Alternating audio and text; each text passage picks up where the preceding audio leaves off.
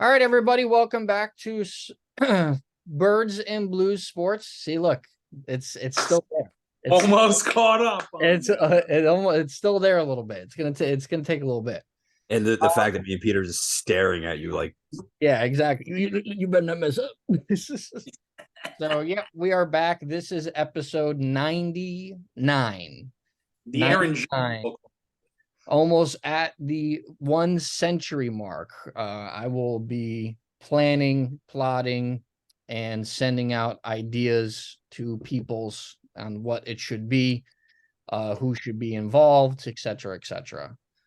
Candy corn must be present, and all that stuff. So, actually, before we get into our normal, I guess, football coverage, Ray was not here last week for the dismantling of the Yankees that we did. He did not get his fair share of what he wants to say, especially since we have some more Yankee news today with Jeff Passan going on the Michael Kay show saying that the Yankees have a really good chance of getting Juan Soto. But how many times have we heard that before? Just kind of, Ray, your thoughts on the state of the Yankees with everything that has transpired within the last couple weeks. All the comments from Cashman, all his most recent comments with Stanton and his agent. Just anything that you want to say. so first things first, let me pop the gold chain out. Let me channel my Staten Island back out because he's fucking disgusting, right? Number one, I think you guys did a phenomenal job at just displaying the emotion of what it's like to be a Yankee fan in 2023, right? And listen, fuck everybody else, all right? 27 world championships, they mean something. I don't care about the whiners and the haters. Oh, you guys are so spoiled. Yeah, we are. And we're used to a culture of winning. I'm not spoiled. What's that? I'm not spoiled. I haven't seen them win. And this is true. You aren't in used to a culture of winning. So for you, this is just bad baseball. Mm-hmm. For Pete and I and like older Yankee fans, this is the most horrid showing of baseball that I think I've ever seen in my life. And it makes you not even want to go. Like, I remember teams that were a lot better when I was a broke kid living in a studio apartment in Newark, back in 2010. And I was saving up my, I would skip lunch that day to buy the $5 Yankee tickets so that I could go hop on the train and go to Yankee Stadium because that was the happiness in my life at the time. And I don't even think I would want to pay that right now to go to Yankee Stadium because the team is so disgraceful. I haven't gone in, 3 years? Ugh. And for us, it was like a yearly thing too. Like, we used to go every year, and it's always a place that, like you said, we disagree on a lot of other teams, but as a collective, this whole group, even your generation of guys, the younger brothers that came along, we're all Yankees fans. It's baby. We're all Yankee fans. All Yankee fans. As far as the team goes, I think you need to. I mean, Cashman needs to go. Boone needs to go. I don't know how you fix Hal Steinbrenner, because how do you fix an owner, right? He cares about money. Like, you guys nailed it to the T. I mean, he cares about money, where George cared about winning over everything. And that's the attitude that you need to bring to New York City, because that is New York City, winning over everything. It's not about money, because guess what? Money's going to fade. If this team continues on the way it is, it's not going to be the illicit draw that it is, because the Yankee machine is what it is. It's a culture of winning that draws people in. I was in New Mexico last week and saw people walking around with Yankee hats on, and I'd point to them and be like, "Oh, I love that hat." And they're like, "Yeah, I love the Yankees, man. Got to, champions." So the more that draw loses, and the more that culture of winning and championships goes away, that machine goes away. So if Hal wants to make money, you need to win, and you need to win now. Other than that, I mean, I am disgusted with everything else that's going on. I mean, good for fucking Big G's agent to come to clap back at the Yankees with the Teflon comment, because, I mean, listen, I'm a Stanton fan. I remember when he was on the Marlins and just raking and absolutely just the number one player in baseball. I don't think we'll ever see that again, especially in pinstripes. But there is a role for this guy, right? Let's not write him off yet. Like, there is a role for him. You know, you have two twin monsters in him and Judge that could absolutely rake balls. There is a role for Big G. I don't blame him for being pissed off and basically saying, you know, yeah, I've been hurt. But here's my other thing with that, with the injuries. I'm more so upset at the fact of, why are these guys hurt all the time? Do we have the worst training staff ever known to man?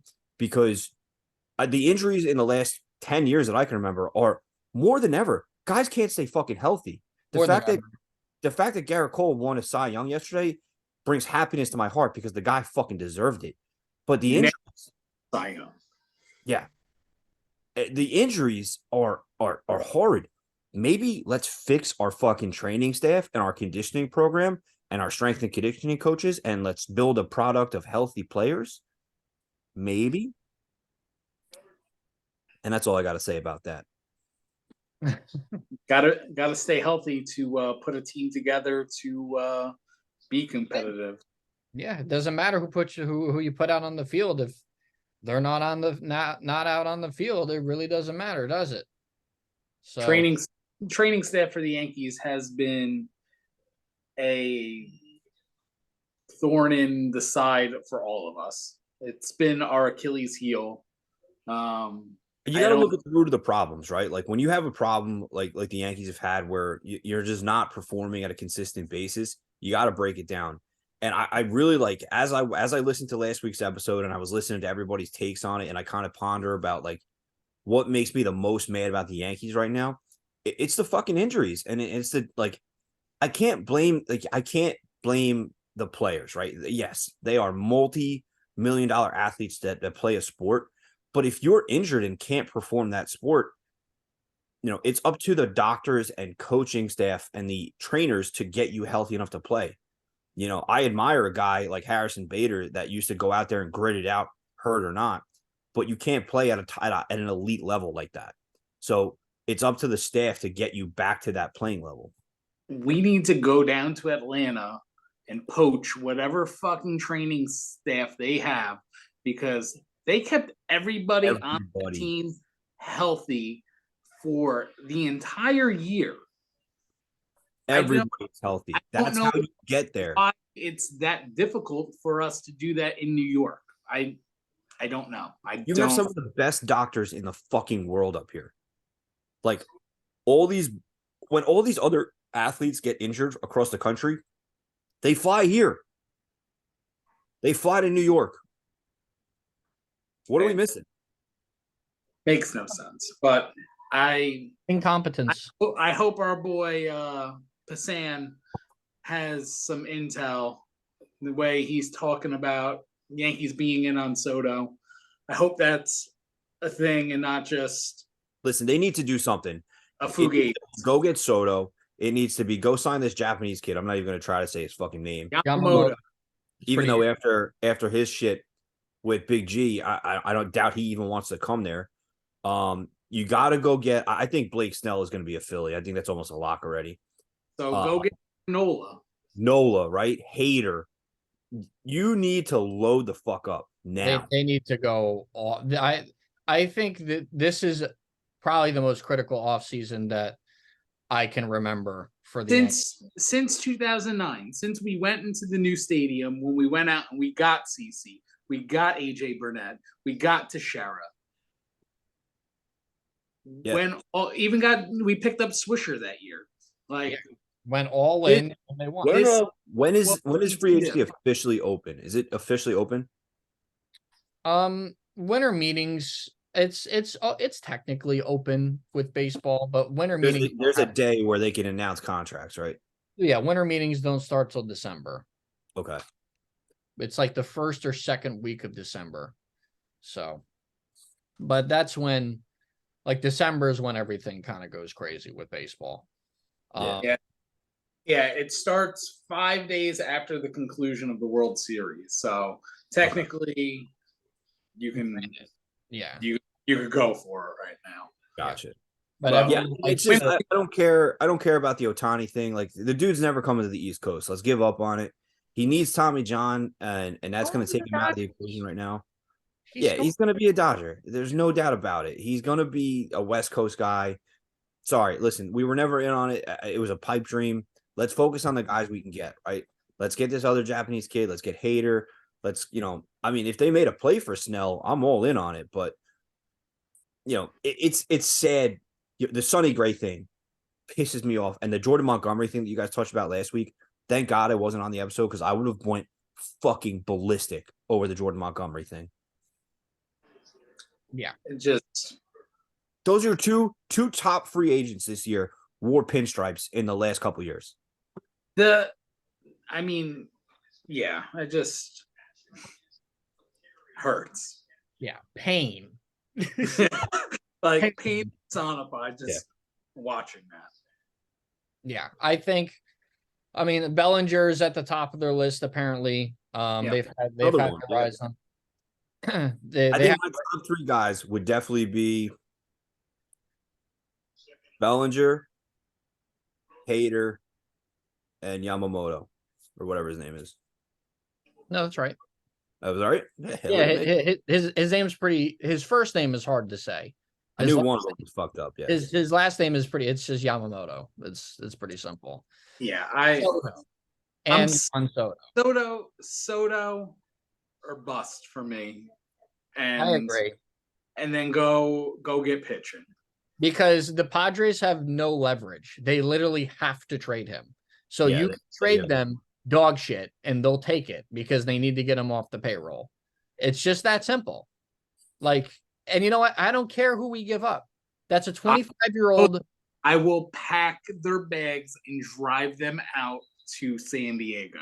Yeah. It could be. There's only one man that's safe on the entire roster. Other than that, everybody else should be looking around going. There's two men safe. Yeah. Juan Soto, 25 years old, already a World Series MVP, gonna be a future Hall of Famer. I'll take 10 years of him right now. Lefty bat for the short porch. Yes. It makes too much sense not to go out and do it. And that's what scares me because as alluded to plenty of times, when it makes sense, we look the other way and we'll trade the Rays for Manuel Margot, like I've been hearing about, or we'll trade Glaber for Verdugo. Oh, I don't want that to enter my thought. So let's conclude the Yankee talk. Mark Andrews has been ruled out. Yeah, Mark Andrews got hurt. Speaking into existence, that's it. Things do happen when we talk about it. Yeah, on this podcast. Whoever had Mark Andrews in their parlay tonight, sorry, he has been ruled out with a bad ankle injury. Yeah. Oh God, he had 2 catches already too. I just needed 2 more from him on the opening drive. Do we know how many yards he had? I can tell you right now. Hang on. Because I needed 40 from him, but I don't think that happened. He didn't get 40. Let's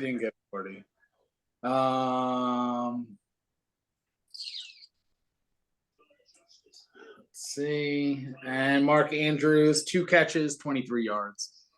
That's terrible. Maybe the betting apps will have pity on us and void those babies out. It's not going to happen. The game's Luckily, I hit a basketball parlay the other day, so all of tonight's bets were free anyway. Nice. Okay, so let's get into the coverage of Week 10. We are already in Week 11, believe it or not. But Week 10, we had the Thursday night game that no one cared about at all. But us Giants fans were watching very closely because we needed the Bears to win, and the Bears won. So the Bears were less sucky than the Panthers. The Panthers now go down to 1-8, and they're such a mess. There's nothing good on that team. The Bears are going to get the number 1 pick because the Panthers literally can't win a game. So, well, Fields is coming back this week. So what's the count? What's the count? Fields is coming back. When he plays, I'll bring the count back. Okay. Yeah. He probably needs about 400 yards a game. You know what? Fuck you. I hope he comes out with the greatest comeback ever. Well, he'll be on my bench because I'm not starting him over Dak Prescott against the Cardinals. Against the Panthers.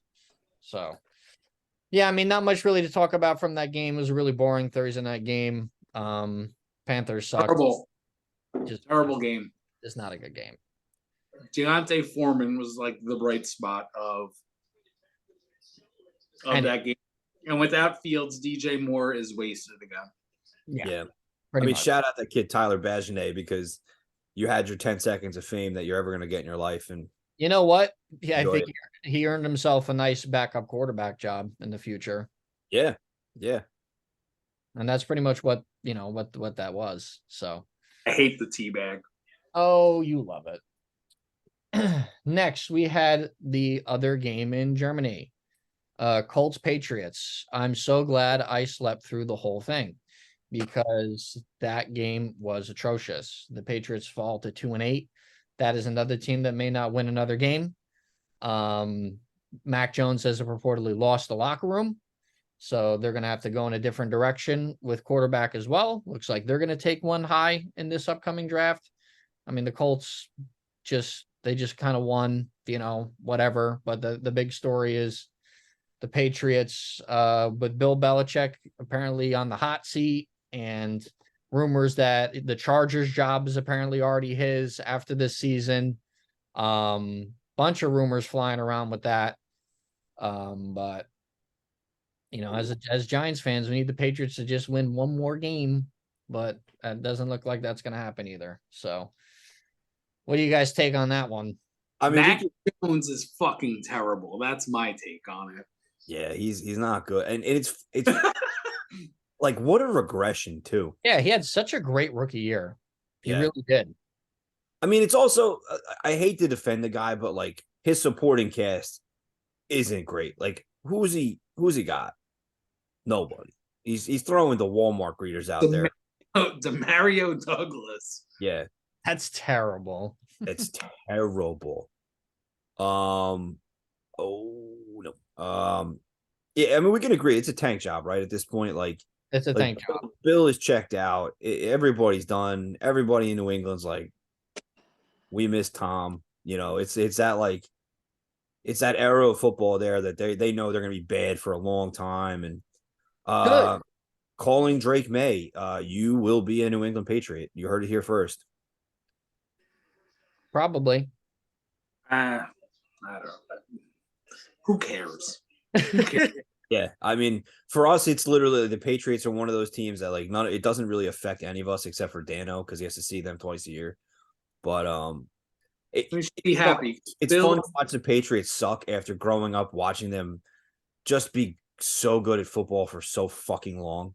It makes me happy just because knowing that it was Tom Brady. Tom must be sitting at home in Tampa right now with his feet kicked up on the couch and the coffee table, just smiling ear to ear while fucking McDaniels is coached himself out of the league.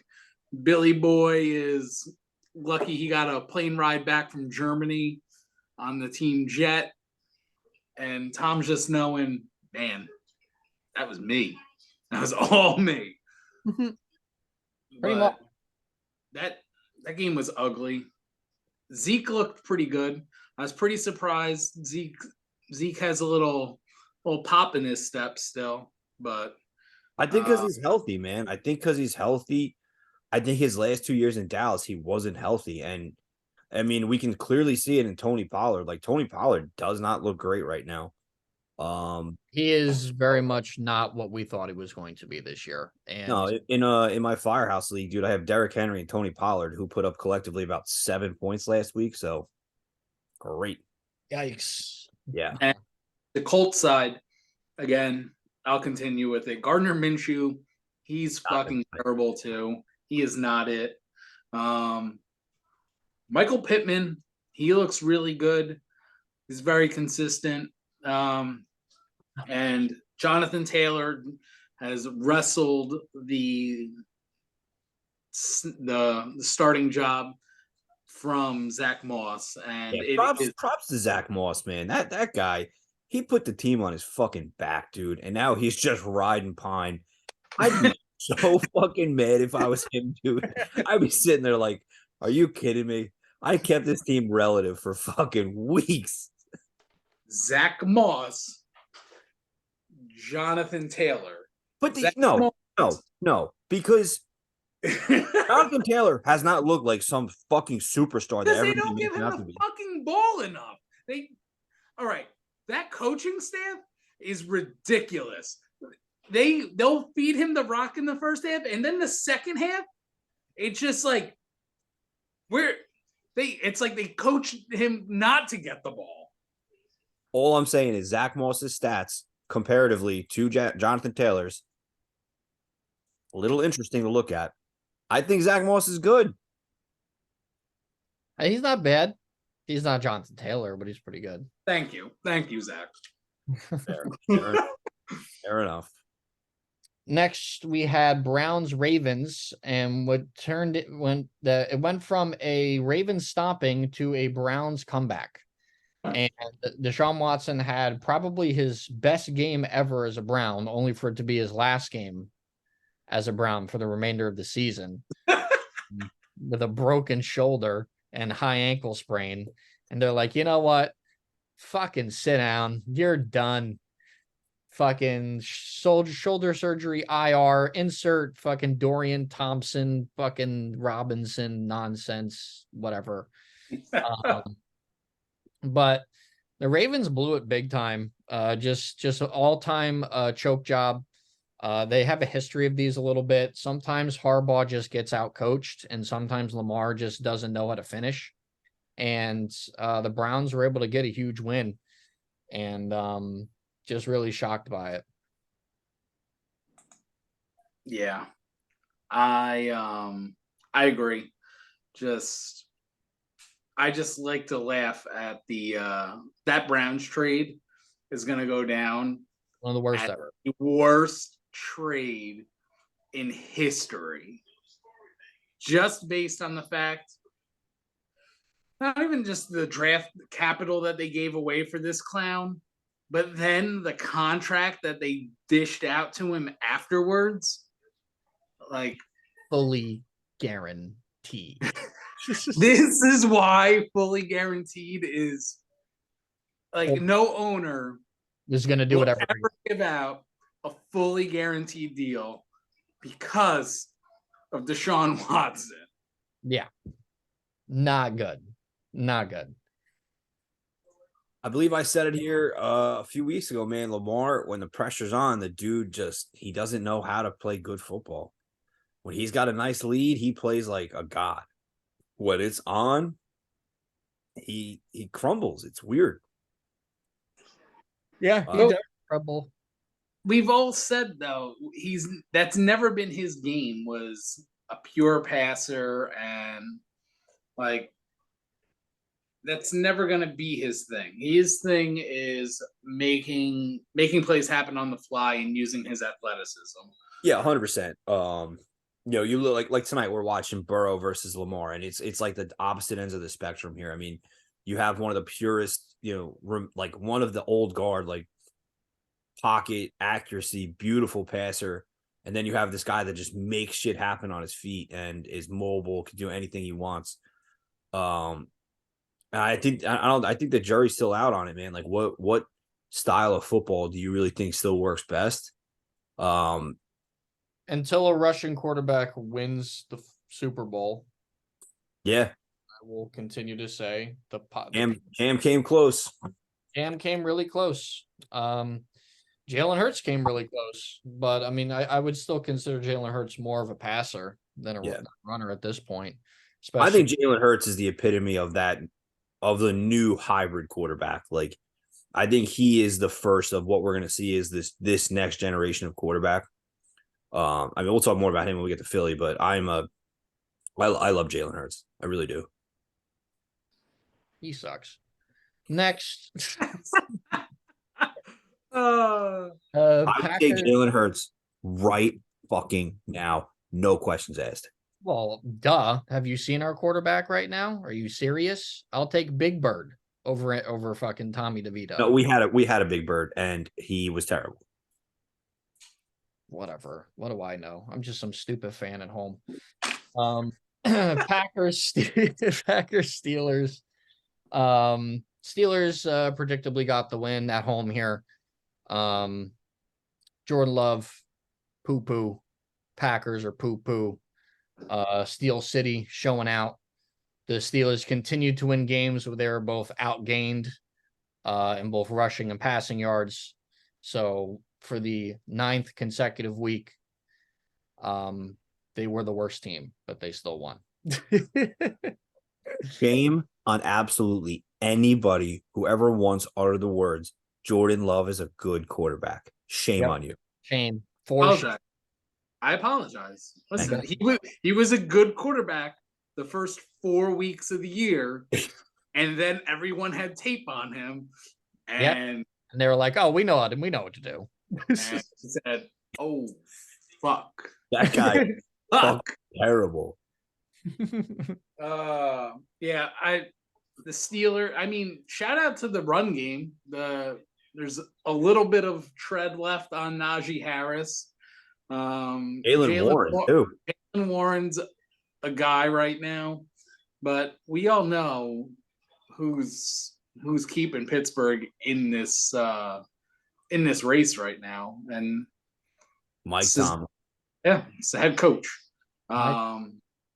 It's crazy to me with this dog shit team he's rolling out. He still might not lose his record of not having a subpar 500 year. Yeah, no, it's crazy because the Steelers on paper are atrocious. Like he could retire right now, and I think you got to put him down as one of the greatest coaches of all time. Yeah, Hall of Fame. Mike Tomlin's a Hall of Fame coach. I mean, his quarterback is atrocious. 126 yards and 14 completions. He has 13 career passing touchdowns. Like that is. You know who has more than that? CJ Stroud.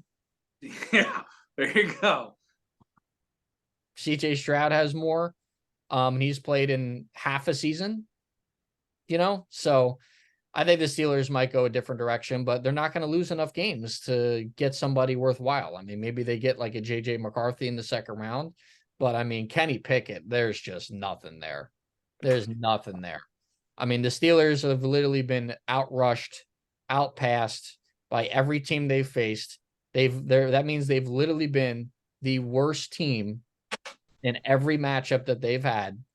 But they still got TJ Watt and a strong defense and Mike Tomlin, and that's all that really needs. That's all you really need sometimes.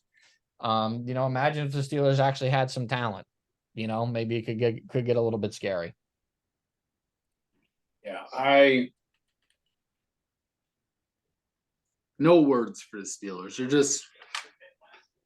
just bad, but they're winning games. So they're the worst good record team I've ever seen. So next we had what we thought was going to be a good game. Turned out to be a bloodbath. 49ers, Jaguars. Trevor Lawrence not having a good year. Only 9 passing touchdowns on the year. 7 total turnovers. The Jaguars just look discombobulated. Calvin Ridley has been a bust so far for them. The defense isn't really doing much for them. The 49ers at full strength just are so scary in every way possible. It was the total shellacking. I mean, this was going to be a really good measuring stick for the Jaguars, and they failed miserably. I mean, Trevor Lawrence is not good this year, and it's a little crazy. Yeah, I just want to let's start this off with a moment of silence.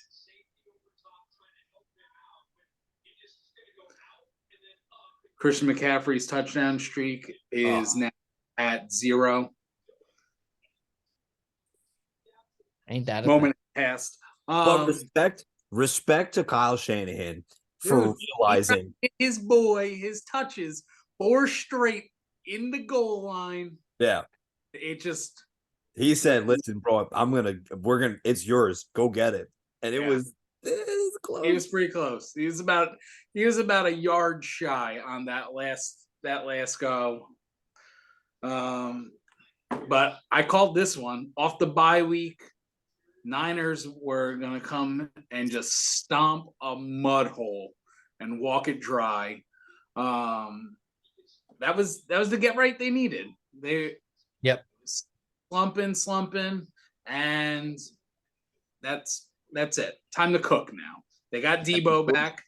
George Kittle woke up. Debo's back. That team is now scary again.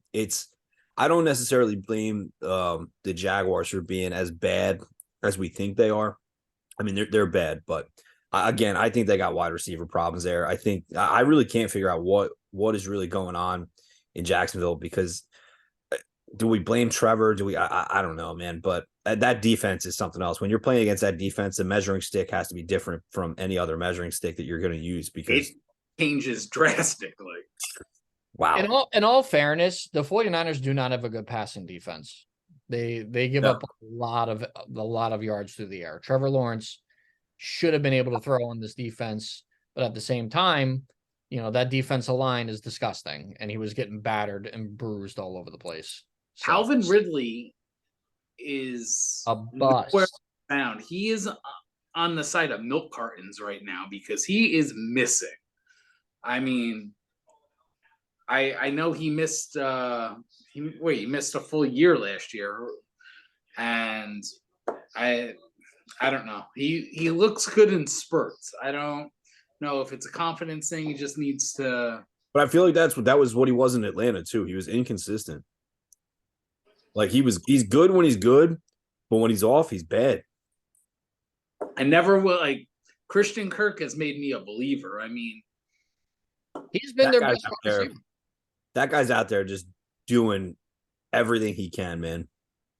Yeah. So I mean, he would be a number 2 on most teams, I would think, but he's showing out. It just not as consistent as you would like to see from the Jaguars. But I mean, they're 6-3. They're not. They shouldn't scare anybody though. Yeah, no, they're one of those. I'm on the phone with Roger right now saying, "Hey, can we get one more London game? Just one more. Just send us back over for one more." Listen, I'm telling you, a full slate of games for them is definitely on the docket, I think. Maybe. Next, Saints Vikings. This was my upset of the week, and it came to fruition. Josh Dobbs' legend continues to grow with every single passing week. NASA has deemed him the Passtronaut. Great nickname. It's a great nickname. Yeah. And he has played so well since getting to Minnesota. Watching him explain how he didn't even know what anyone's cadence was. He didn't know where his locker was. They had to point him.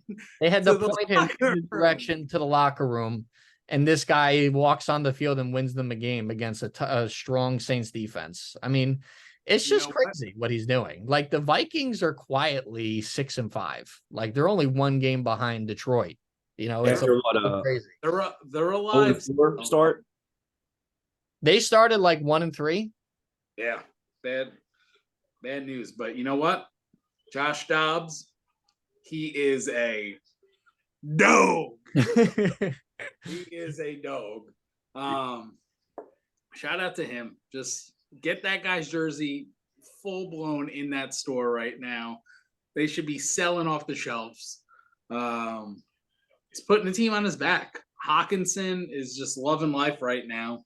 They apparently have like a really good connection from like. He's his safety blanket for sure.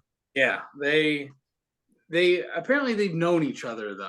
So I read this that they're used to working in on the off season, I think, together, which struck me as very just like one of those random things.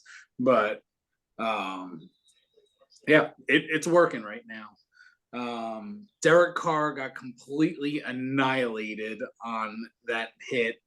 Good. I note for our boy. Yeah, they have the bye week this week, so take a minute to get right and I will send a huge FU letter of pure disrespect and hatred to Mr. Michael Thomas. That guy.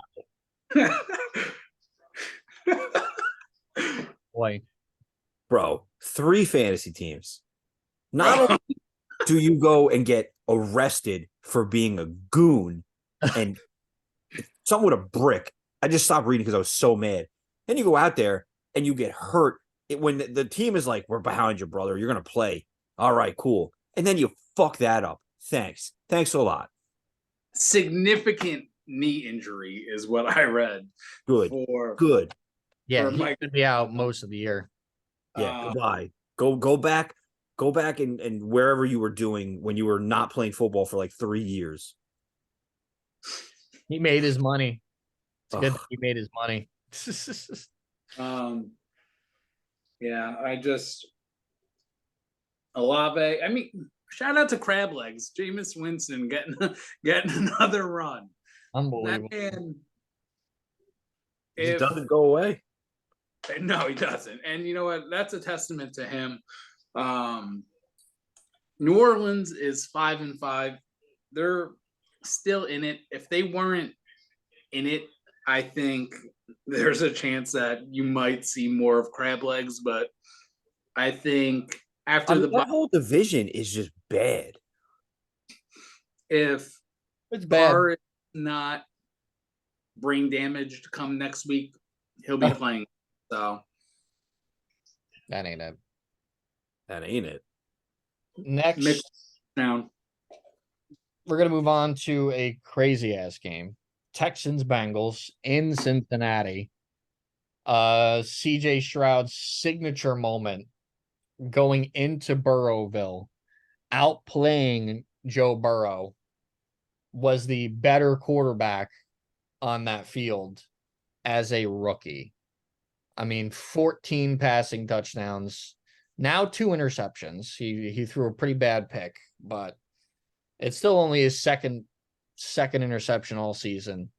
I mean, he is top 3 in NFL passing yards. He has like the second most passing yards behind Sam Howell.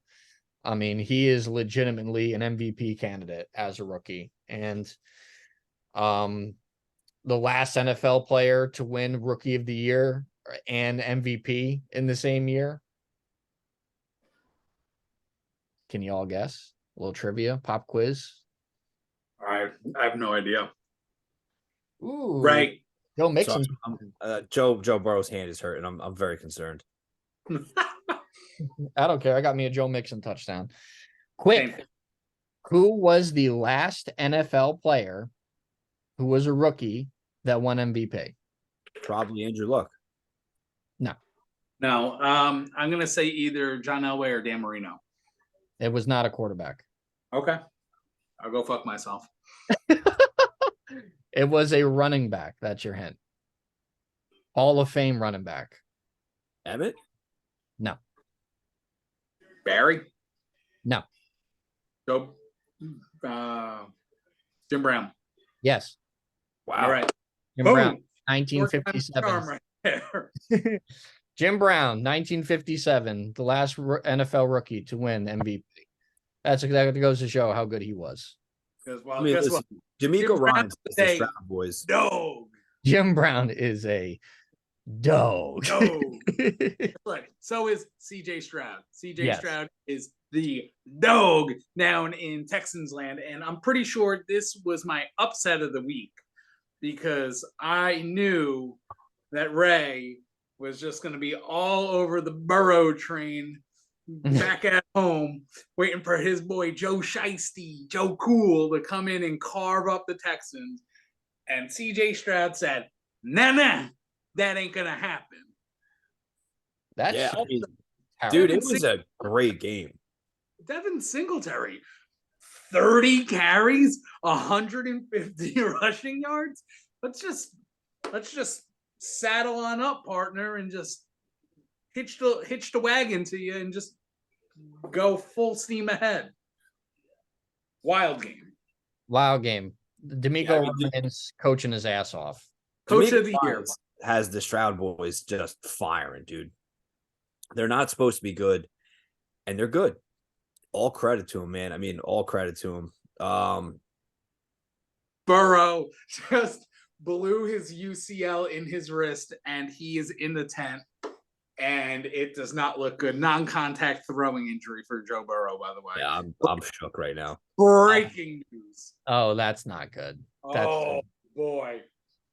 Oh no. Oh, not good. Non-contact wrist. Non-contact throwing injury. How apropos, since we are on the Bengals game right now from last week.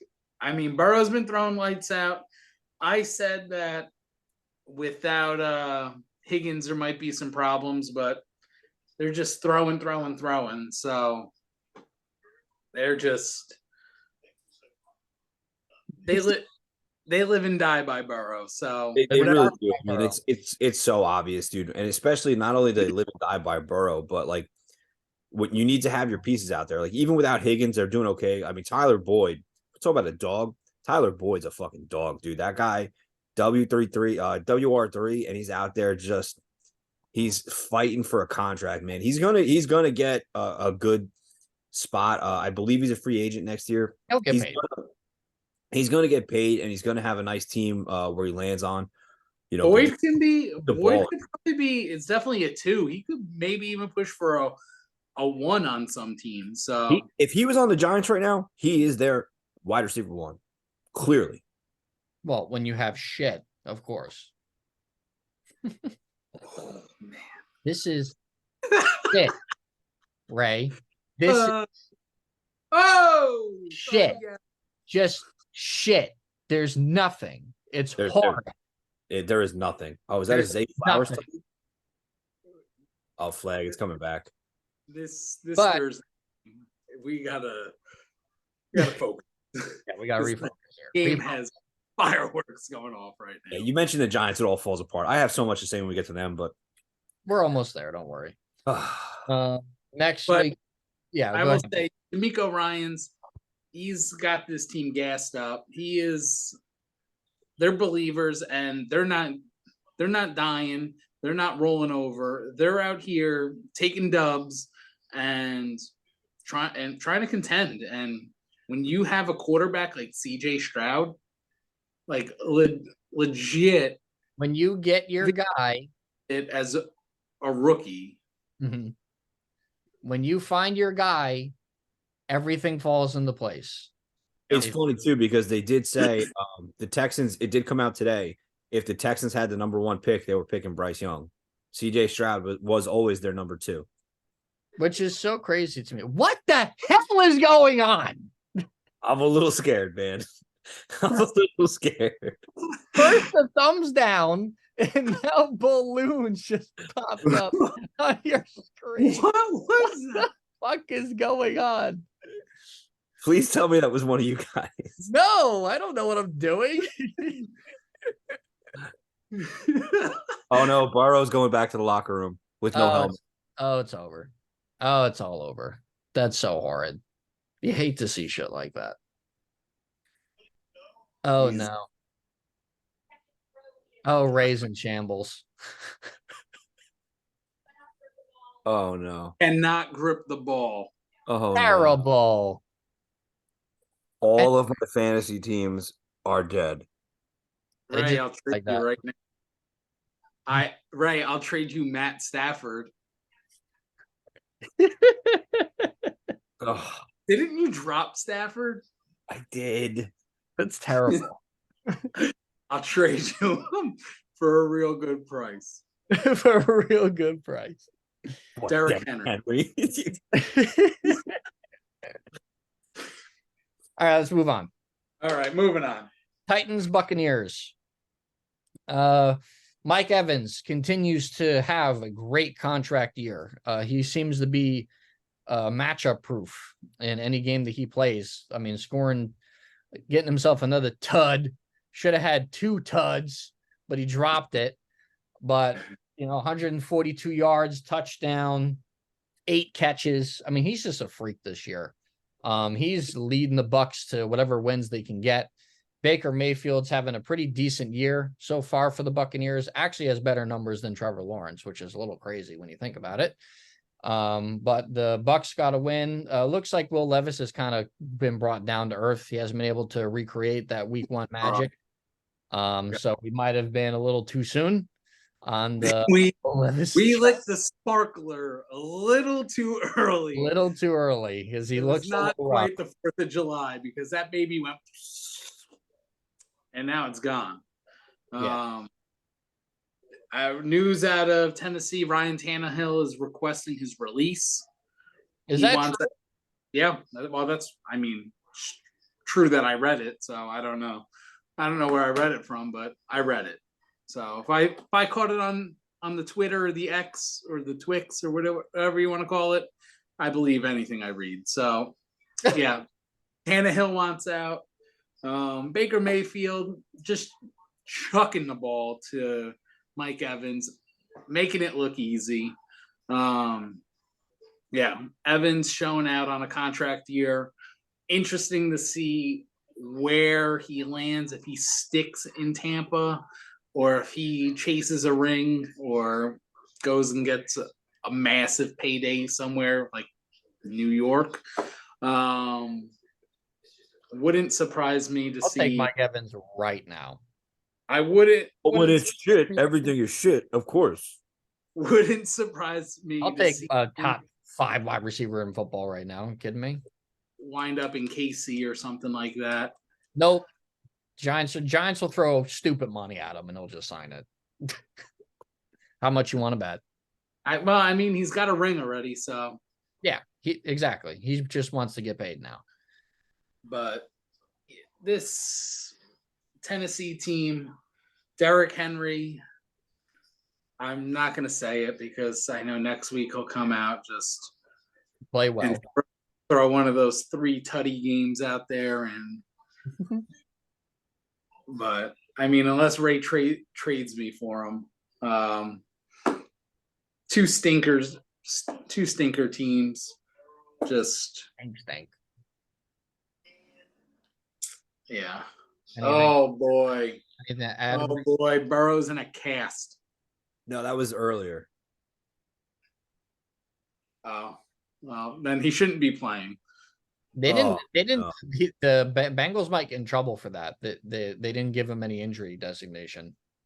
Oh yeah, especially now that he blew his hand apart. Yeah, that's a nice hefty fine. Is it too early that contract is too big for him? I don't know. It's tough. It's year 1 into it. He's been to the Super Bowl. He's still young. We'll see. I think you know what? I think everybody in the NFL is overpaid. I think all these fucking quarterbacks are overpaid because not one of them quarterback position. Yeah, the quarterback position is so overpaid. None of these quarterbacks are worth a fucking shit. None of them have won anything. Like, it's just really, really that's just my opinion. Like, Joe Burrow has never won MVP. He's been to the Super Bowl once. Dak Prescott has a bunch of playoff appearances, but has never made it to the championship game. He's getting paid $49 million a year. Russell Wilson has never won MVP, but he won a Super Bowl thanks to Pete Carroll and Marshawn Lynch 10 years ago. Aaron Rodgers has 4 MVPs, but he's 40. Like, all these quarterbacks that have all these mega contracts, like 3 of them actually did accomplish something in their career. Your name's Patrick Mahomes. Yeah, if your name's not Patrick Mahomes, like Justin Herbert. Herbert got paid. Like, he hasn't done fucking diddly shit. He has less postseason success than Danny Jones. Danny Jones has a better playoff career than Justin Herbert. And Danny Jones is making half of what Herbert is. And Danny Jones will be a backup next year. So just an interesting situation, but it's got a little sidetracked. So let's move on. But we could get right back to the Chargers. Lions Chargers. This game was a fireworks display.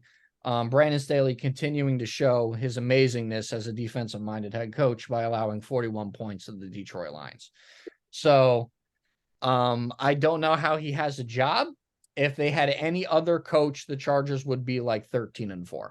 That's just my opinion. Bill Belichick. Bill Belichick will be the new head coach of the Chargers come next year. Stamp it, mark it down, record this episode 99, calling it. So Lions are legit. Dropped 41 points on the Chargers.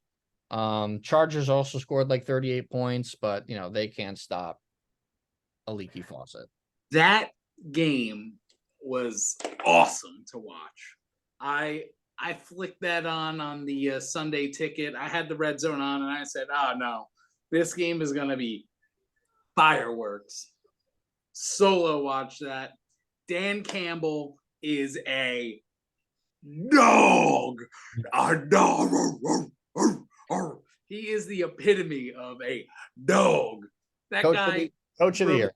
That guy fires me the fuck up. Refuses to go to kick a field goal on 4th down. No punting. We're going for it. You know what? We're finishing this game out. We're going for the jugular, and bam, hit Sam Laporta for the big 4th down, 1st down. Gotta love it.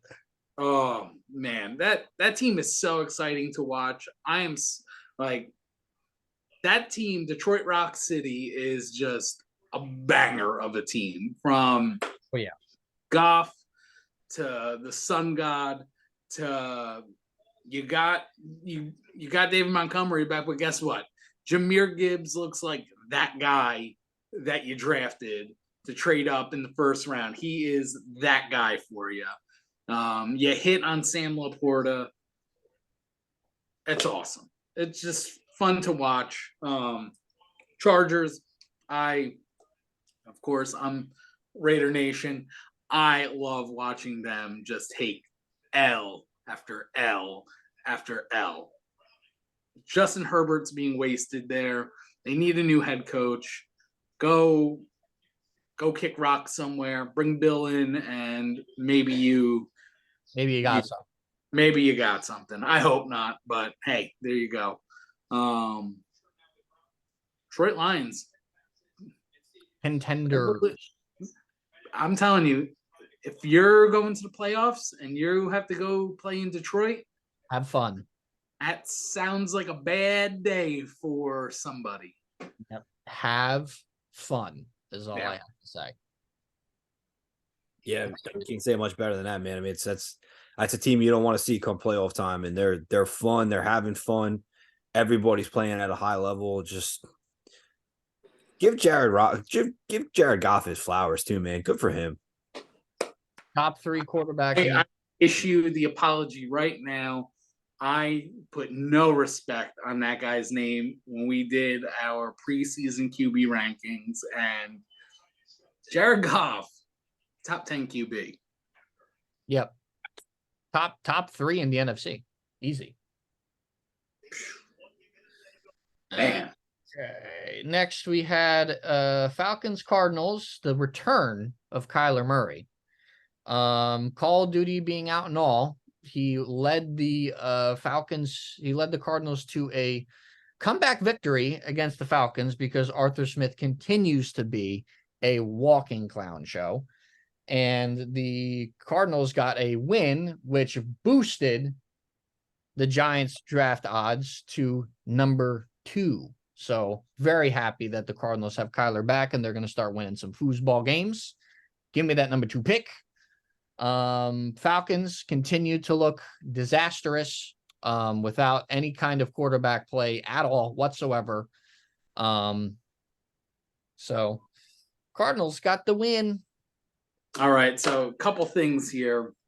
One, we called it book it, mark it down. The Bijan Robinson touchdown train took off. Woo woo! That was a no-brainer.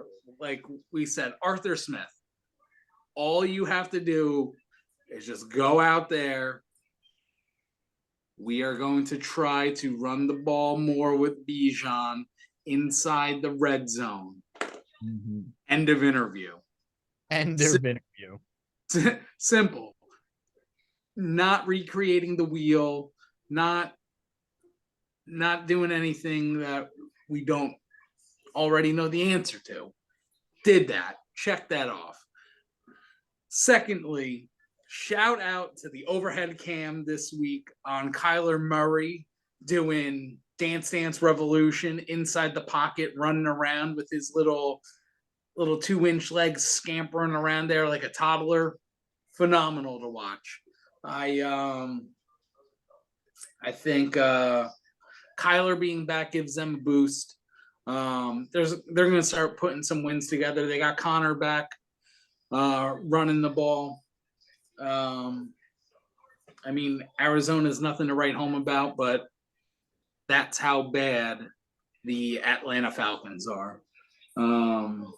They need a quarterback desperately. Heineke wasn't it, got hurt, and then you had to bring in Desmond Ridder again, who, according to this podcast, does not belong in the top probably 40 conversation of quarterbacks in the NFL. I'm so surprised that the Falcons didn't at least give Carson Wentz a try. You know what I mean? Because, like, Carson Wentz is better than both those guys, and I get it. He's a locker room cancer, but I mean, I feel like with Carson Wentz on that team, they'd be a whole lot better because, I mean, they would be, but all right, what's Atlanta's record right now? You're 4-6 now. Yeah. At this point, you just probably want to lose as many games as possible to take a quarterback. take a real quarterback. I mean, the two best ones will be gone at number 1 and number 2. So who do you think goes 1 and 2?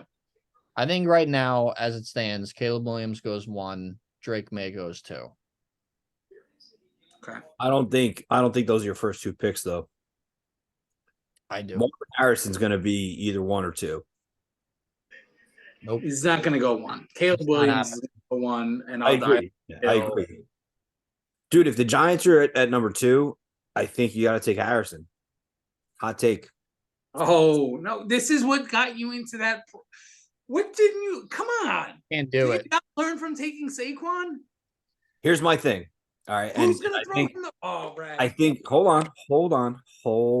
Pump the brakes. Marvin Harrison is a generational talent. I know we said the same thing about Saquon. I know it's the same mess, everything like that. The kid is just phenomenal. You have enough draft capital. You could come back in and go get Penix later in the first and get what you need. 2 big needs, check, in one shot. Just saying. Penix is going to go in the top 10. Penix is not leaving the top 10. Yeah. It's you heard it here first, right now. I agree with you. I think there's going to be another run on quarterbacks, and Drake May is Patriots. Drake May will. I'm going to be totally honest with you. I think Drake May is a giant. He is Josh Allen 2.0 written all over him, and scouts are just drooling over him, and they love it. They love him. Some scouts love him more than Caleb Williams. They think he's a better prospect. They'd be simply because he's more mentally mature. And listen, I think May is the epitome of what Brian Daboll wants his quarterback to be. And I just think Drake May will be a giant. And that's you got Caleb Williams, Drake May, Bo Nix. I'm lukewarm on Bo Nix. Yeah, I'm lukewarm. I'm not mad at Bo Nix if you get him late. Penix Jr. I love Penix Jr. We already said Shador's staying in. And then you got like J.J. McCarthy, Riley Leonard. Yeah. McCarthy will be a second rounder. Jaden Daniels, Quinn Ewers. What about the kid from Alabama, Milrow? Ugh. I'm not happy about it. I'm just saying, is he coming out? He's poop. I don't think so. He's not coming out. He's so. crap. I mean, it's going to be limited. It's going to be limited for the Falcons. We said that the top four, since Shador's staying in, you're going to have Caleb, May, Penix Jr., and Bo Nix. Those will probably be your top guys. Agreed. At least 3 of them go in the top 10. Or top 15 minimum. Yeah. There's no 20 or later sneaking and backing into the first round. Not happening. It's not happening. And I think the way that, I mean, we haven't even gotten to the Giants yet, but outside the way that they've drafted in the past, there's no way that they're gonna there's pass on. Abel and Shane, who have already confirmed that they will return, which they should return. They have to have the opportunity to take their quarterback and develop their guy. They have to. It does not matter that Jones is on this contract. He will be the backup, or they will trade him. Zach, you hit the nail on the head. And who did Daboll play with? He played with Josh Allen. Yeah, he coached with Josh Allen. So he sees, I'm telling you guys, episode 99, mark it down. Drake May will be a Giant. It's going to happen. That is Daboll's epitome of what he wants his quarterback in the NFL to be. It's big just, white. What? A big white. A big white. Bring me Caleb. Bring me Caleb. I'll take either or. If the scouts are drooling over both these guys, so I'm happy with either or. May I don't have to worry about his personality. Caleb Williams, I have to worry about his personality. Maybe that could be coached out of him. I don't know. But moving on, Giants, Cowboys. Cowboys just blew them out of the water. No real surprise there. The Giants are actively tanking with Tommy DeVito as the starting quarterback and Sterling Shepard as the main wide receiver to throw to. So total tank job in New York. People are arguing with each other. Players are not happy. Well, you know what? This is what happens when you tank. It's ugly. You have to get through it. It's for the betterment of this franchise. The Giants don't get Eli Manning unless they lose 9 games into 2002. It's just that simple. So, yeah, this was a tune-up game for the Cowboys, in my opinion. I mean, the Giants were getting the brakes beat off them. Giants didn't score until the second half again. Just, I'm shocked the Cowboys backups gave up 17 points. That's I'm surprised Tommy DeVito had multiple touchdown passes. I'm not even, that was slightly surprised. I mean, if we could develop him into a decent backup quarterback, that's fine with me. Yeah. Zack slinging the ball. CeeDee Lamb is on a tear right now. Did you see that one-handed catch he made? Dude, he's ridiculous. He's making a play he's a top 5 wide receiver this year. Top 3, arguably. I mean, without Justin Jefferson playing this year, with that stretch of being out, CeeDee Lamb he's in the conversation. 100%. 100%. And kudos to him, because I mean we've heard CeeDee Lamb, he's talented wide receiver, but you get it in spurts. But this is like one of the first time that he's really putting that offense on, shouldering it. And he said it earlier in the year, give me the fucking ball. Give me the damn ball. And he's doing work. Major work. Tony Pollard, we touched on this earlier, completely, he's ghosted everybody. Not the best year to have when you're on the franchise tag. No, definitely not. So he could be playing himself into a much smaller contract than we anticipated him having. Yeah, I mean it's fact. Yeah, I mean the Cowboys they look good. I mean they're just inconsistent, dude. They don't play consistently enough. Um, I still think, like I think Zacho said it last week when you guys were analyzing Philly Dallas. Like Dallas gave Philly their best punch and Philly just took it. I don't think they can stand up to the big boys. They're good. They're up there, but I don't know. Tony Pollard having an off year. Is it the injuries to the O line? Maybe. There's so many excuses that Dallas fans always fucking make, and it's so annoying. But I still don't think they're better than Philly or San Francisco. I don't either. I don't think so. In the hierarchy of the NFC, they're just they're in the top 5. They're just not. They're not at the top, and they're going to struggle. Yeah, I think. I don't even know if I would pick them over Detroit right now. I was going to say that. I was going to say that right now, Philly, San Francisco, we got them kind of neck and neck pretty much, and then you have that lower tier, which is, I would say, you have the Detroit and you have Dallas. Yeah. No, I agree. They're definitely talented, but the Cowboys are good in the regular season every single year. Like this is not news. They always have a top 3 offense, no matter the offensive coordinator, no matter what is out there.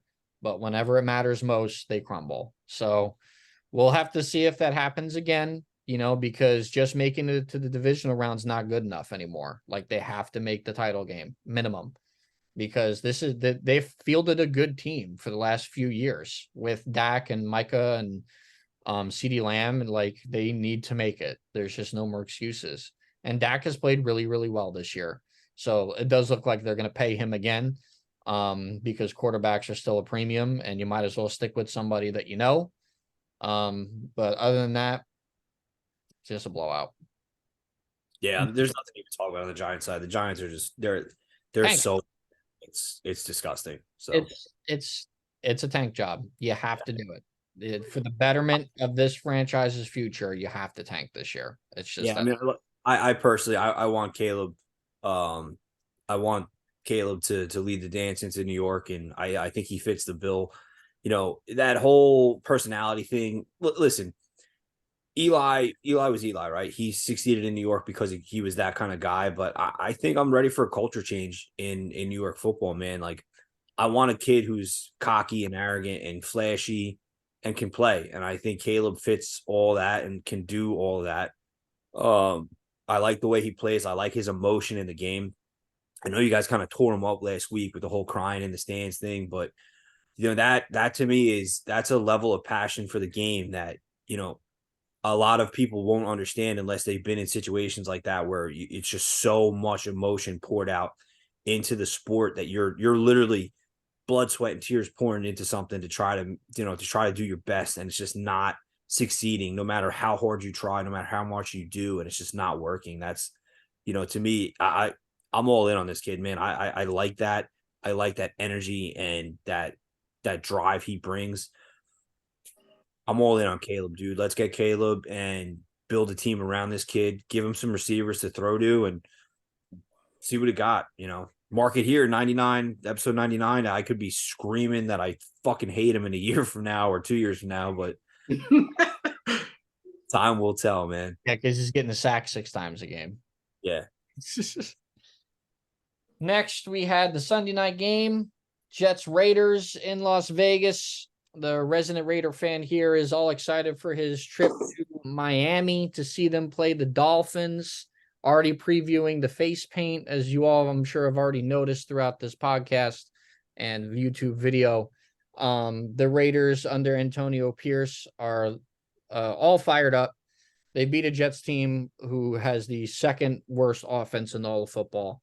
They have the least amount of offensive touchdowns scored all season with 8, which is kind of crazy. The fact that the Giants have more offensive scoring touchdowns this year is a little crazy to think about.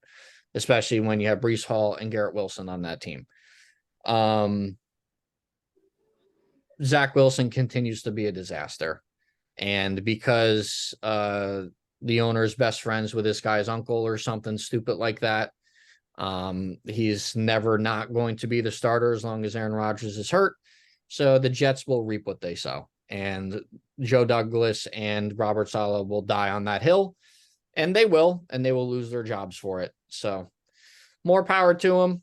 Go Raiders. Raiders look fired up. They look ready to roll. We'll see when they play a team with an actual offense, and we'll see how that goes for them. But I'll bring it off to Pete here. Raider Nation, baby. 2-0 under new interim head coach Antonio Pierce. Got those boys gassed up. He brought the swagger, like we said, culture, huge culture change. People are dancing around. You had Devontae Adams after the game giving the old Marshawn Lynch dance on the Raiders symbol in the locker room. Tough game. Jets defense is legit. I know Dano and I talked about this. It was going to come down to what offense could score a touchdown. And the Raiders scored a touchdown with a tremendous grab from the rookie tight end, Michael Mayer, just mossed the cornerback to just snatch a touchdown away. But I'll give Zach Wilson credit. He played pretty well for the majority of the game. I don't know if he enjoys Chris Collinsworth calling his games, because this is another Sunday night game where he showed up and dueled. He dueled with Mahomes when he played Sunday night and had a pretty good showing until he threw that late pick. Jets, we know the Jets we're waiting on Aaron. Dan said it perfectly. This team is built around Aaron Rodgers and nothing else. Yeah. If this team was not going to succeed with another quarterback, that's why they brought in Hackett as the offensive coordinator, because he's there to hold Aaron Rodgers' bags. So when he is called upon to be an actual coach, he sucks because he does suck. He's just Aaron Rodgers' friend. Rodgers, this was Aaron Rodgers' offense. This was the plan the whole time. There was no backup plan. There was all the chips were in. So in case disaster struck, they were fucked. Yeah. It's how they wanted to build their team. Now they're paying the consequences for not having a legitimate backup plan in case MetLife Stadium decided to claim someone with an injury. And it's just not smart. I just don't think that they were smart about it. I think they got caught up in the Aaron Rodgers hype, and rightfully so, but they didn't prepare in case disaster struck. And obviously, Dan and Nick are not happy about that. They're not happy that they don't have an offense that can score without any other effing quarterback. So it is what it is. And Jets, and what's crazy is with the Bills loss, the Jets are still like only 2 games out of first place. So yeah, I was going to say, if the Jets win against Buffalo and the Raiders pull out the dub against Miami, they're a game out. That Black Friday football game will be for first place in the AFC. That's so crazy. So, aren't they talking about flexing that game too? Depending on what happens this weekend, I think. Yeah, because I think the Giants have the game, so they could easily flex it, and the Giants have no business being on primetime football. So, no, absolutely. But I again, like I told Dano last week, I'm tempering my expectations. I kind of figured that the Raiders were going to come out hot with the coaching change. They beat the Giants. They beat the Jets. It's a big test. Miami, East Coast game. Miami's offense firing. They're getting A-Chain back, rookie running back. So we'll see what kind of fire they bring with them? Is it going to be that swagger straight out of Compton mentality that Antonio Pierce has brought? But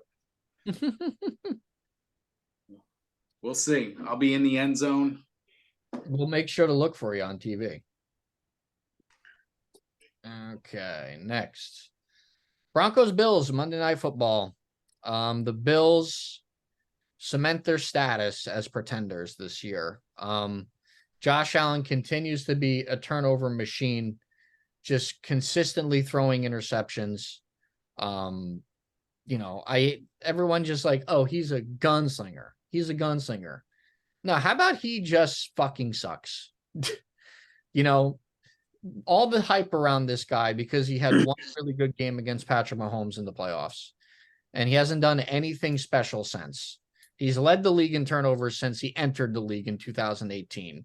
The Buffalo Bills haven't won anything, and he's just been anointed. He got paid, and he is absolutely suffering with the loss of Brian Daboll. He has not been the same since Daboll left, which I mentioned last week gives me slight hope as a Giants fan that maybe Daboll is a good coach and that this is just a full-on tank and they're putting in half effort to make sure they lose to get their guy. But it's just not good. I mean, Stephon Diggs hates it there. I mean, Stephon Diggs will be gone. This isn't something else you can mark it down. He will be traded. That's the thing to watch there. I mean, between his brother putting up that message on Twitter and Instagram, and then him himself calling the team out saying, I asked for the ball. Like, I mean, I hate this diva wide receiver era we live in, but like the dude's kind of right. I mean, he's being wasted there. And if I was him, I'd want out too. Fuck that place. The Brian Daboll effect is so real. The profound drop off from the time that man has left that building to now is remarkably noticeable. It's noticeable, and it just makes you think maybe the Giants just have no fucking talent, and there's just nothing that they can do.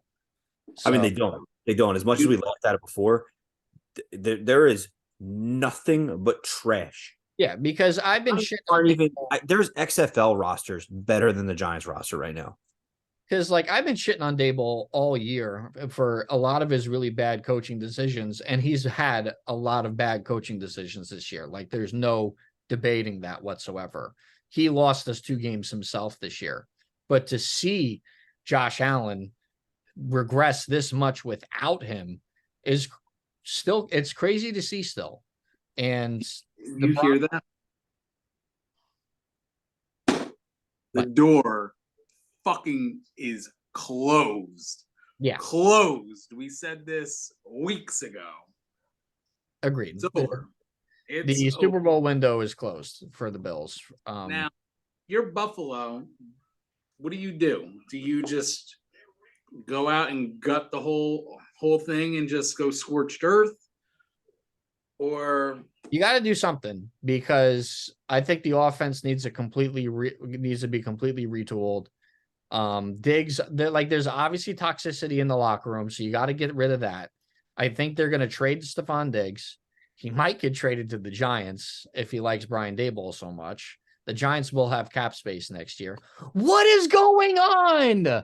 What is going on? That's the 3rd time. Dude, I don't know, man. I literally don't know what's happening. If that was the football gods telling me that the Diggs is going to be a Giant in the offseason. That was the football gods telling you that Josh Allen is going to get traded to the Giants. I think there's hand motions. I think you can make hand motions and it does something, because it did 2 thumbs up. There it is. There it is. So funny. That's so weird, because it doesn't do that for me. Do you have a tablet? Is that why? No, I have an Apple. Oh, I have an Apple too. That's so weird. I don't know. Let's see. Is it going to try for me? See, it don't work for me. Terrible. Oh, whatever. Man. At least we know it's not haunted. All right. Yeah, at least we know you're not. It wasn't. I'm glad you're wearing pants, because when you leaned back like that, you gave a full thigh show. But the Broncos have won 3 in a row. Russell Wilson looking pretty good. Sean Payton's Broncos maybe turning the page a little bit, or just playing decent enough football to kind of grind it out. Yeah, I mean, this is the Broncos you expected, dude, and this is the Russ you expected to be out there. You know, as much as we said he was cooked and he sucks and all this, like he's cooked. He sucks. He's still better than a lot of fucking quarterbacks out on this field. I mean, granted, half the starting quarterbacks in this league are hurt or dead, but I was about to say there's not a whole lot of really good quarterbacks right now. The guy is still out there, and I mean, if I'm wrong, if my memory serves right, like, Russ doesn't get hurt a lot. No, he played like a whole season, like missing a fucking hand. I thought. Yeah, so the guy, he's out there. He's out there grinding. Kudos. Broncos country. That's right. Broncos country, like right. Broncos country, like right. So you're saying right now on the 99th episode that Mr. Unlimited is back? No. I'm just saying he's playing good football. So, I'm not giving him any flowers. No, he will get no flowers. So you're saying that still hasn't limited as the quarterback of the New York Football Giants. He still hasn't lived up to that disgusting contract they gave to him. So no, I'm not giving him his flowers. I wouldn't be upset with it. Russie in New York? Get out of here. He's 34 years old. He's so cooked. They're rolling out Tommy DeVito, bro. I don't give a shit. I want to tank. Tankopotamus. Tankathon. Let the tankathon continue. That wraps up week 10. Let's move on to the predictions of week 11. Let's move on. The game that's currently playing right now, Bengals-Ravens. I originally had the Bengals circled, so I'm going to stick with that, even though I don't. The birds were coming out tonight. Ravens. Yeah, I had the Bengals originally circled, so I'm going to stick with that. Putting the hammer down on the burrowless Cincinnati Bengals. They are the Cincinnati Splatties tonight. Terrible. Yeah, I mean, I picked the Bengals, but Joe. Obviously, the Ravens are going to win now, but I had originally picked the Bengals before the game. I'm distraught. I got nothing. I'm distraught. Next, Steelers-Browns, another AFC North battle. No, Dorian Thompson, Smith, McKinney, something. That guy is awful. I'm taking the Steelers. Mike Tomlin is going to have this team 7-3. The worst 7-3 football team that has ever competed in the NFL. Yeah. You heard it here first. Yeah, they're atrocious, but they're going to win this game. Raymond. Yeah, I'm going with the upset. I'm going Steelers. Is it an upset? I don't think that's an upset. It's not an upset though. My upset's later. Mine too. It's not my upset of the week. I think Mike Tomlin's going to coach him out of it. Next, Raiders-Dolphins. I'm going to piss Pete off here. I'm going to take the Dolphins coming out of the bye with Tua looking like Drake, with David A-Chain coming back.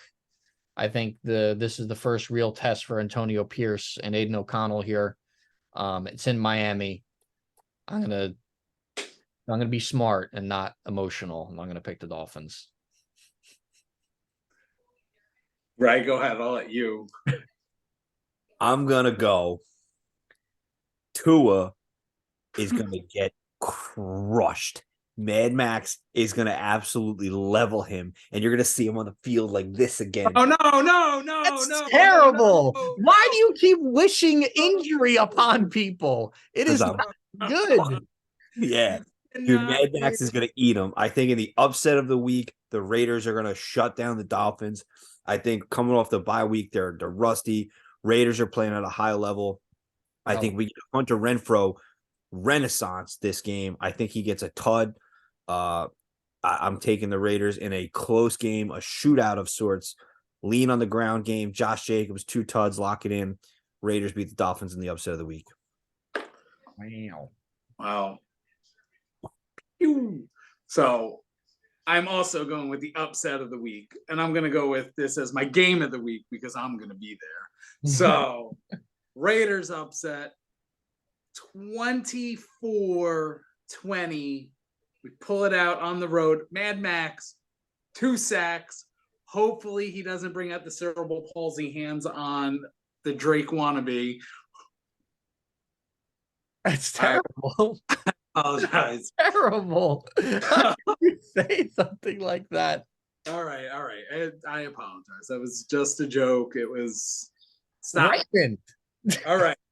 So yeah, Raiders are going to beat the Dolphins this week. And for some betting advice for those that are out there right now, if you go to ESPN Bets, we are not sponsored by them, but I will give you this free bet tip right now. Go make your account, deposit $10, play a bet, and get 450 free dollar bets.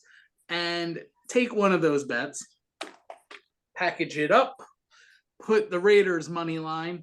I'm going to go with another upset. Please put the Jets money line, and then go throw the Philadelphia Eagles on the Monday night with the little sprinkle on top money line. And that $50 will get you $1,200 and have a good night. Interesting. Bears Lions. This is pretty easy for me. I'm taking Detroit at home against the Bears. It is Justin Fields' first game back. But I imagine he'll be a bit rusty, especially with coming off a hand injury. I'm taking the Lions easily. Yeah, Lions easy. Going Detroit Rock City, but my man Jay Fields 4K coming back, 500 yards passing. 500 yards passing, or my middle name is not Fitzgerald. Oh my. Is it? That is the most erroneous shit I've ever heard you say on this podcast. That's pretty wild. I mean, I don't think it's as crazy as your bet you just made is more realistic than that. I mean, it's still more realistic than him saying Clayton Tune was the sleeper fantasy pick of the week a couple of weeks ago. I was wrong. I apologize. Next, Titans Jaguars divisional game. This is a get right game, I think, for the Jaguars. Will Levis has kind of struggled a little bit ever since he exploded in his debut. I like the Jaguars in this one at home. Sparkler has fizzled out. It's Jags gonna get the dub on this one. Yeah, I think the Jags. I think they bounce back. It should be interesting, but I mean the Jags, they need this game. They know they need this game. They have a great coach, and I think it's going to be a well-balanced game. Etienne needs to come back to life, and I mean they're leaning on him so bad, but he needs to come back to life a little bit. Calvin really needs to wake the fuck up. Guys just need to play at a high level, and that's it. I don't think the Titans. I mean, listen, the Titans need to give Derrick Henry the ball. What happened last week was, 25 yards. What are we doing here? Yeah, I don't know. They need to. I don't know how to fix Tennessee. I don't. It's got a flat tire. He does, but there's so much to open up the running game for him. Like they game plan, they scheme so hard on just pounding him through that you stack the box and you shut him down, and it's over. It's over, and it's been all fucking year with this guy. So, I don't anticipate a shootout. I think the Jags get an early lead and kind of cruise like they normally do. So, Jags. All right, Chargers Packers. Chargers came off of a heartbreaking loss, but the Packers are not good. I like the Chargers going into Lambeau. Even though it's cold weather in Lambeau, the Packers are really bad, and I'm going to take the Chargers here in Green Bay. I second that. Green Bay is just not good. They're going to be another team looking for a quarterback in this upcoming draft. Chargers. Yeah, I agree. I mean, the Chargers are just they are the worst coach team in the league, but Aaron Jones and AJ Dillon have absolutely disappeared, and that therefore the Packers' offensive is null and void. So, give me the Chargers. Next is Cardinals Texans in Houston. I'm going Texans here. CJ Stroud, D'Amico Ryans, playing not a good Cardinals team at home. This one should be fun for the Houston faithful. I'm going Texans. Texans. Look for CJ Stroud to continue his MVP campaign, and they should win handily against the underwhelming Arizona Cardinals. Call of Duty is out. Kyler Murray, he's not watching tape right now. He's right. I mean, listen, I do think the Texans win. I have to root for the Cardinals, though. I mean, as much as I think CJ Stroud is going to win this game handily, I have to root for the Cardinals, and Zach, you should too. Well, of course, but they're not going to win. So not going to win. I mean, listen, they do have the capability to win this game. They have some really good pieces in Arizona that are, making a little bit of noise. That tight end, what's his name, McBride. He's having a great second half of the season, but it's not enough. So flash in the pan. All right. Next is my blowout of the week: Cowboys Panthers. Panthers are 1-8. They stink. The Cowboys are lighting it up right now. The Panthers are just going to get blown out, and I think the Cowboys are a part of yet another blowout. Yeah, Cowboys. They're gonna look to see how many points they can throw up and how quick they can do it. Look for the defense to just abuse Bryce Young. Yeah, Bryce Young's not ready for that Cowboys defense, man. It's over. That game's gonna be a blowout. That's my blowout of the week. Cowboys it's gonna be another Giants game, I think. So Cowboys in the over handily. Next, Giants Commanders in Washington. I'm taking the Commanders. I don't think I'm ever going to pick the Giants again at all for the rest of the season for obvious reasons, them being shit. I know they always play the Commanders tough, so if they randomly decide to win this game, I'm going to be really angry. But I don't think it's going to happen.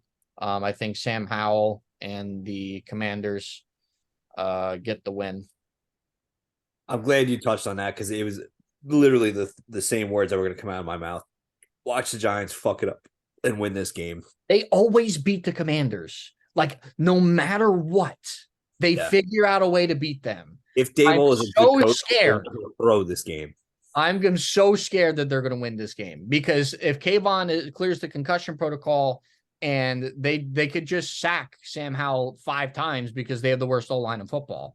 So I'm just petrified. That they may win this game. I still think the Commanders will, but the Giants fan in me and the history of us playing the Commanders I'm a little scared. Yeah, agreed. Good reason. I too agree. I feel like the Giants are going to pull this out. I'm going to put my pick for Sam Howell and the Commanders. Would not be surprised to see the Giants walk up and just really, you know what? Let's make this a little more difficult to do our rebuild. I'm just going to vomit everywhere. Next, Bucks 49ers in San Francisco. I'm taking the Niners here pretty easily. They're at full strength at home. The Bucks have to travel across the country. It's not happening. I'm picking the 49ers. Brock Purdy is going to get CMC back in the touchdown zone. 99th episode. Let's start the parlay train all over again and take another one of those $50 free bets that I instructed you on earlier how to get and put that on a CMC anytime TUD. And you know what? Take another one of those 50 and put it on the CMC first time Tud. I'll even go as far as to say give him multiple. This is one of those games where you probably see multiple Tuds. I mean, after not getting it, it's going to be one of those where pull out 2 or 3. Like I'm get up and they're just going to run it and then just feed the machine and just it's not even. I'm betting on him getting 2. I would. Next, we have Jets Bills. A part of me wanted to take the Jets here. I'm going to take the Bills. The Jets just cannot score on offense. Zach Wilson just cannot score. The Jets offense, they had a players only meeting. The entire Jets offense and defense is frustrated. They're all just angry at each other. With how bad the Bills have been, I still trust them to score more points than the Jets, even though the Jets defense will probably give Josh Allen fits again. I think the Bills win 13-9. I already called it. Jets upset. Yeah, I mean, for the Jets fans in the rooms, I'm gonna pick the Jets here. I think it's just absolutely falling apart at the seams in Buffalo. I think they lean on the run game. Releasing Michael Carter, weird move. Maybe it's they just know what they want to do and lean on the run game and just abuse the line, go after it. But in a close game, a shit game, I definitely see that. I can see the Jets pulling it out. Next, we have Seahawks Rams. This is my upset of the week. I'm taking the Rams at home against Seattle. The Seattle does not play the Rams well. And Matt Stafford's coming back. They're off the bye, healthy. Darrell Henderson, even more in football shape. I'm taking the Rams in an upset here. I was going to say, isn't it an upset when Stafford comes back? I mean, we talked about the triple threat of Cooper Kupp, Tutu Atwell, and Puka Nacua. Are we going to finally see that airplane take off for a little bit? I got the Rams on this one too. Yeah, I got the Rams on this one. I just don't think Seattle's a good team. If Matt Stafford plays with the options he has and all the guys he has to his ability, it should be a pretty easy matchup. But yeah, I'm taking the Rams. Sunday Night Football features the Passtronaut versus the cooked quarterback of Denver. Josh Dobbs and the Vikings were red hot going into Denver, who is also pretty hot right now as well. I'm riding I love this Vikings team. They're easy to root for. Josh Dobbs is so easy to root for. The Passtronaut is the greatest nickname in all of sports right now. Going with the Purple People Eaters. Houston, we have liftoff. Look for another Passtronaut to Hawkinson touchdown combination. Go Minnesota. Yeah, I'm gonna go Minnesota too. I think it's a good game. I think it's a fun game. I like that both teams have momentum going into it, so it should be good. But yeah, I think Dobbs, he's got some magic working for him. So gotta go Minnesota. All right. Joe Burrow has been ruled out for the rest of the game, by the way. Yes, I know. Sad. You hate to see it. I hate to see it. Monday Night Football, my game of the week, Eagles Chiefs, the rematch of last year's Super Bowl in Kansas City. A part of me doesn't even want to watch this game because of how much the camera's going to be on fucking Taylor Swift. Oh, did you know that their parents are going to meet at the game? This is amazing. This is a generational love story that I feel like I hitched my wagon to. I am so excited for the both of them. I wish them nothing but a lifetime of just love and happiness. And listen, that's all fine and dandy. That's fantastic. I hope they are happy. I want everyone to be happy. Find your person, get married, have kids, have a family, whatever. Stop fucking shoving this stupid shit down my throat. I can't stand it anymore. You know how much the camera's going to be on T-Swizzle and the Kelseys and all this fucking For the shit? Swifty for life, so don't let them confuse you. Oh, good Lord. I'm a certified Swiftie. Oh, good Lord. Lord have mercy on my soul on this night and day. I'm going to pick the Eagles. I think they are the better team. I think they get the better of the Chiefs this time around coming out of the bye. I know the Chiefs are coming out of the bye too, but I think the Eagles are just better. I don't know how healthy Jalen Hurts is right now with his knee, but I am going to take the Eagles in the Kelsey Taylor Swift Super Bowl rematch bowl extravaganza. I'm sure this game will have like 30 million viewers. I with them meeting, with the families meeting, I want to take the Chiefs so bad, but I think this is where Hurts evens it up, and it's going to be a duel back and forth, and look for this to be the Hurts show, like the Super Bowl when he came out and showed out. Look for this to be one of those games from Jalen Hurts. You're going to get fireworks. You're going to get 30 million viewers. You're going to get Kelsey scoring a tud. You're going to get no-look passes from Patrick Mahomes. You're going to get the brotherly shove. You're getting it all. Eagles 21-20. Yeah, I mean, I can't even say it better than that myself. That's everything I was gonna say. It's Eagles. Eagles are the better team. Going Eagles. All right, fantasy player of the week. Who is it? CMC.